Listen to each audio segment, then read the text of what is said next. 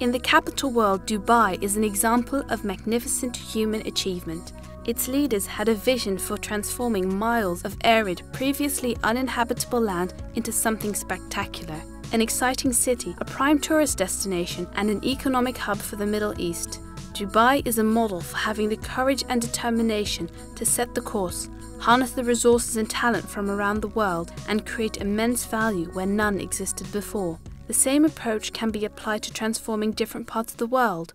Some experts believe that we are currently experiencing the greatest rate of extinction since the dawn of man. We have inherited economic systems and infrastructures in which sustainability was never a consideration. Nature was never a concern. Now population growth combined with new prosperity in China and India are driving demand for resources around the world. This global competition is contributing to more aggressive harvesting of forests and mines worldwide and the continued decline in plant and animal life. Human needs for energy, growth and a rising standard of living are colliding with nature, and nature is losing. It is time for a fundamental change. It is time to create peace with nature, and it is time to develop a new operating system for the world while preserving our most precious resources and creating a new currency built on natural capital.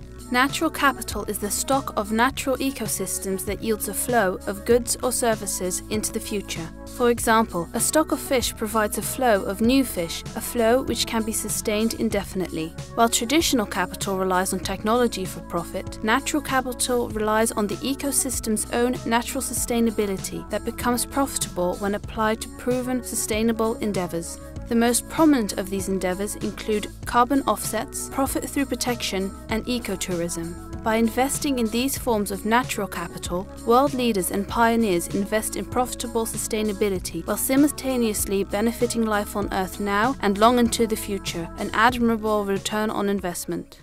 World leaders need to start thinking not only in terms of return on investment, but also in terms of sustainability. Is it possible that someday fishermen will drop a fishing line in the ocean and there will be no fish? We accept that oceans around the world have dead zones. What about future dead zones on land? We have 6 billion people on this planet, soon to reach 9 billion, and they are all demanding resources. Where will nature go? Is there a tipping point? We must have areas where fish and animals can survive and thrive. If we have a greater vision, as they did in Dubai, can we find new places around the world where we can create special nature reserves? Can we find ways to tie those reserves to commercial ventures that make sense for both nature and the economy? Will it be possible for people around the world to invest in nature and then reap the benefits of their investment both monetarily and in interacting with nature through ecotourism and global education programs? Can we collectively establish nature as a priority for future investment?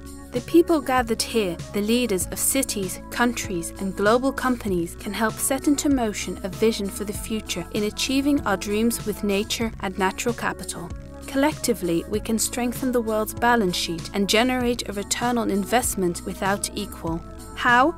Since time began, humans have extracted resources from the environment and built great machines, advanced technology, and created magnificent cities. But in getting where we are today, we have relied on an infrastructure that goes back a century. Inefficiency and wastefulness are built into this infrastructure. We need to take a new approach and take into account how the world is advancing technologically and economically. We need to be at peace with nature and not take it for granted. If trends continue as they are today, we will be destroying that which sustains us. This is our time to act. The people in this room today have the talent, the vision, the power and the capital to take us beyond the old ways, the old infrastructure, the unnecessary harvesting of resources and operating without sustainability.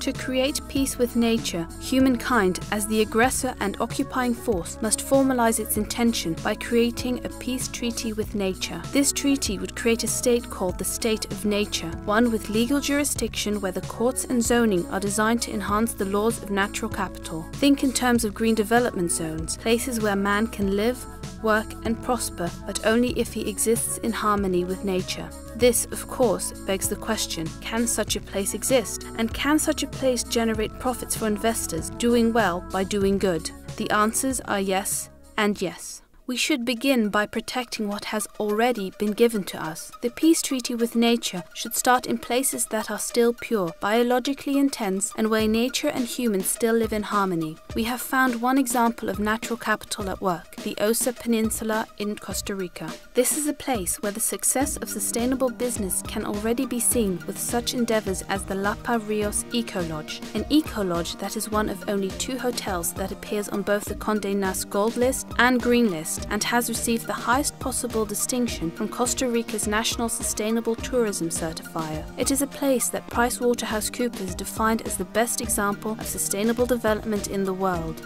Local governments are at work on agreements to protect the Osa Peninsula, a rare gem of land and marine territory whose value will increase significantly if the balance of nature is maintained. Its value would be lost with the destruction of species, unrelenting development, increasing population growth, and the consequences of climate change.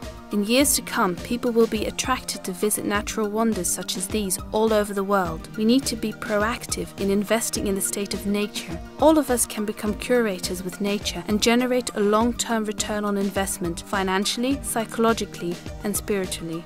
It is time to generate a global movement for creating a new operating system with natural capital as the driving force, where value is created where none existed, but all the while protecting natural resources. Developments in this new operating system will be renewable and sustainable.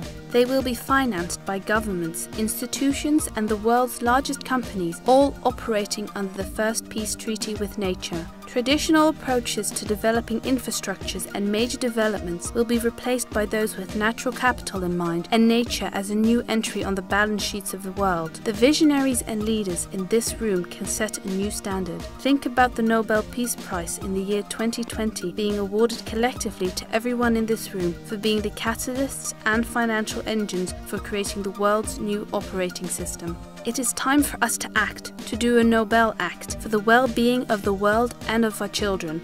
It is time to create a peace treaty with nature and the operating system to make it a reality.